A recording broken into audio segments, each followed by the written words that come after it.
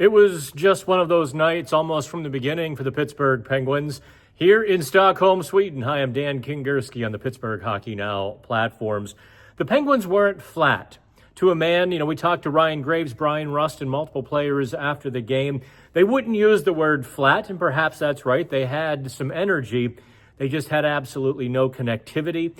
The creativity that can sometimes really be in their game, the rush plays, the snapping the puck around, it was gone on Friday. The Penguins still had a chance to win the game. However, they blew their third straight third-period lead, losing in overtime to, I don't want to call them hapless, but their record indicated as such, losing to the Nashville Predators 2-1 in OT here in Stockholm.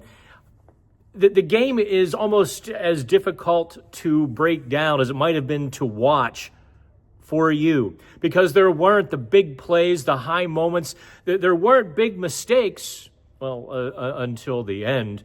There was a lot of nothing. The shots in the first period were 7-6. In fact, the Penguins had just 10 shots in the first 40 minutes, yet they had a 1-0 lead. Make no mistake, part of that, Artur's Sheloff's, the Artie party was really good from the jump. The flippers were working. I'm starting to notice when he's really on his game, when he's playing well, his glove hand is good. He made a couple snares, or I guess, this side anyway, made a couple of snares with the paw, keep Nashville scoreless. Now let's get into, I guess let me mention the Penguins' goal first. By the way, it is like 1 o'clock in the morning here in Sweden, so it's like, early evening for Pittsburgh. The Penguins' lone goal, and they've scored just 4 goals in the last 3 games, all losses to some, extent, and all third period squandered leads. Their only goal on Friday was Evgeny Malkin's, centering pass, bounces off a defenseman, coming back to help right into the net behind UC Saros.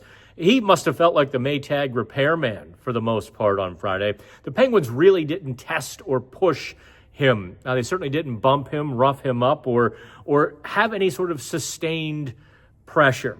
Now let's get into the last 3 minutes of the game, essentially. Saw a lot of online debate and discussion on exactly what happened on the tying goal. There's a face-off, right dot, Penguins zone. Malkin, Crosby, and Rust are the forwards. Ryan Shea, Chris Letang are the defensemen. Crosby kind of wins the face-off. Malkin bolts to the top of the zone. Ryan Shea sort of sags back. Rust goes towards the front of the net, except the puck was still kind of loose in the middle of nothing.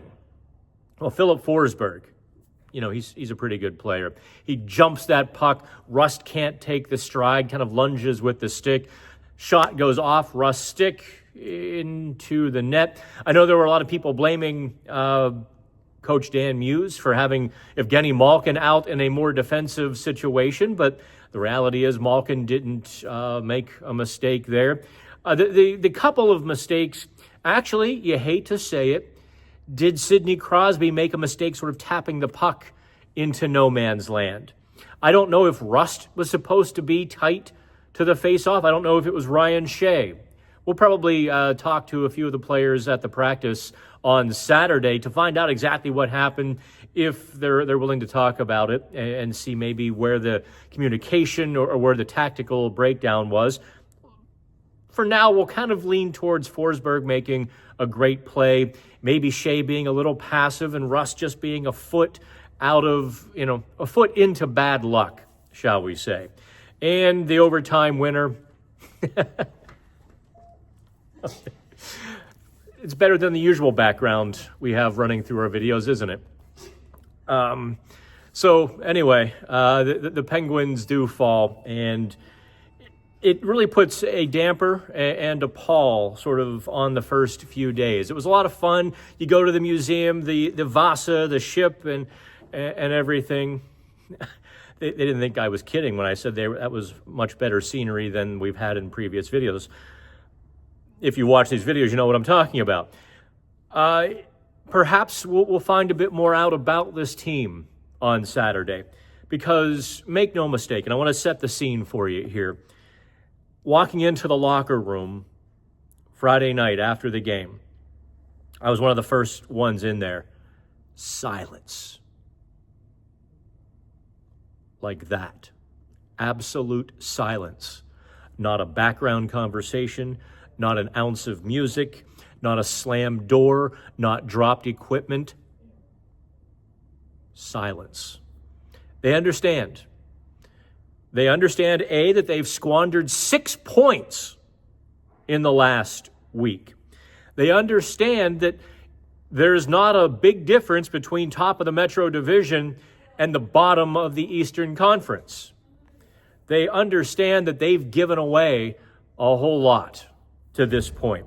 And so I think we're going to really find out what they've got inside beginning on Saturday at practice. I would expect Dan Muse probably to run a more rigorous, vigorous practice than he usually does. I would also probably expect a much better game on Sunday. The curious thing is, will Artie Sheloff start a second straight game, leaving Sergei Murashov on the bench? Because the Penguins don't play again until Friday, Sunday to Friday, which means Sheloff would essentially Murashov would be on the bench for like 2 straight weeks. That's not an ideal situation.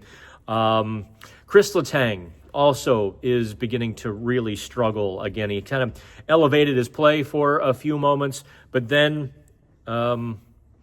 it was a rough go for Letang Friday. Missed the lobbed puck, becomes a breakaway behind him. Flat-footed in the defensive zone, throws the puck out to center, comes right back at him. There were chances to skate. There were chances to make some plays. But I thought Letang was one of those who were more disconnected than the others. And it's going to get to the point he has to turn it on. He has to get to those top levels of his game, or I think the reality is we can eventually say that is the top level of his game, which would not be very good. So a lot of issues to dissect and really get through. Not a lot I can do in an 8 or 9 minute video here in Stockholm. Also, I'll be very honest with you. There's some points, because of the time differences, that there's just monkeys clanging cymbals as I'm hanging on for dear life. I can't drink the Swedish coffee. It's really, really good. It is also absolute rocket fuel. I'm not kidding. This stuff will keep you up for a couple of days, and it's great. But I digress. So we'll do some more videos and conversations this weekend. But that's it from the Avicii Arena here in Stockholm. On the Pittsburgh Hockey Now platforms, I'm Dan Kingerski. Have fun.